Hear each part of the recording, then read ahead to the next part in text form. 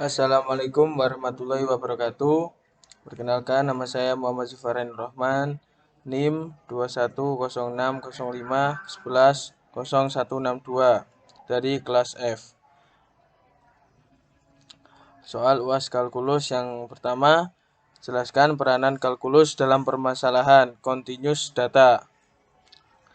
Kalkulus adalah cabang ilmu matematika yang mencakup limit, turunan, integral, dan deret tak terhingga.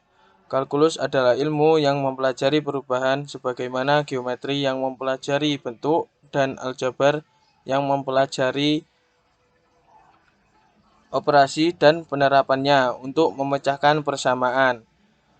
Kalkulus memiliki aplikasi yang luas dalam bidang-bidang sains, ekonomi, dan teknik, serta dapat memecahkan berbagai masalah yang tidak dapat dipecahkan dengan aljabar elementer. Kalkulus memiliki dua cabang utama, yaitu kalkulus diferensial dan kalkulus integral, yang saling berhubungan melalui teorema dasar kalkulus. Yang pertama, persamaan diferensial adalah persamaan matematika untuk fungsi satu variabel atau lebih yang menghubungkan nilai fungsi itu sendiri dan turunannya dalam berbagai orde. Persamaan diferensial memegang peranan penting dalam rekayasa fisika, ilmu ekonomi, dan berbagai macam disiplin ilmu lain. Persamaan diferensial muncul dalam berbagai bidang sains dan teknologi, bila mana hubungan deterministik yang melibatkan besaran yang berubah secara kontinu dalam kurung dimodelkan oleh fungsi matematika dan laju perubahannya dalam kurung dinyatakan sebagai turunan, diketahui atau dipostulatkan. Ini terlihat misalnya pada mekanika klasik, di mana gerakan sebuah benda diberikan oleh posisi dan kecepatannya terhadap waktu. Hukum Newton memungkinkan kita mengetahui hubungan posisi, kecepatan, percepatan, dan berbagai gaya yang bertindak terhadap benda tersebut dan menyatakannya sebagai persamaan diferensial posisi sebagai fungsi waktu. Dalam banyak kasus, persamaan diferensial ini dapat dipecahkan secara eksplisit dan menghasilkan hukum gerak. Kemudian, persamaan integral. Integral secara sederhana dapat disebut sebagai inverse dalam kurung kebalikan dari operasi turunan. Integral dibedakan menjadi dua, yaitu integral tak tentu dan integral tentu.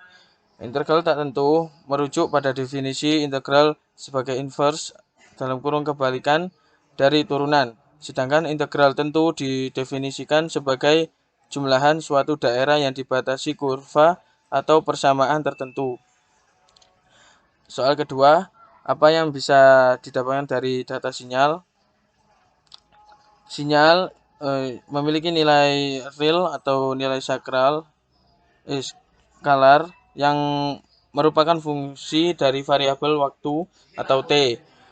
Contoh yang sudah umum yaitu gelombang tegangan dan arus yang terdapat pada suatu rangkaian listrik, sinyal audio seperti sinyal bicara atau musik, sinyal bioelektrik seperti elektrokardiogram atau elektroencephalogram, gaya-gaya pada torsi dalam suatu sistem mekanik, laju aliran pada fluida atau gas dalam suatu proses kimia. Ya, ada contoh sinyal suara, kemudian sinyal waktu kontinu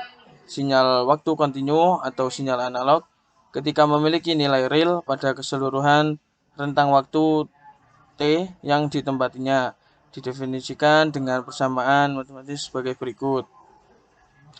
Contoh sinyal kontinu ada 4, yaitu yang pertama fungsi step, yang kedua impuls, yang ketiga rem, yang keempat periodik.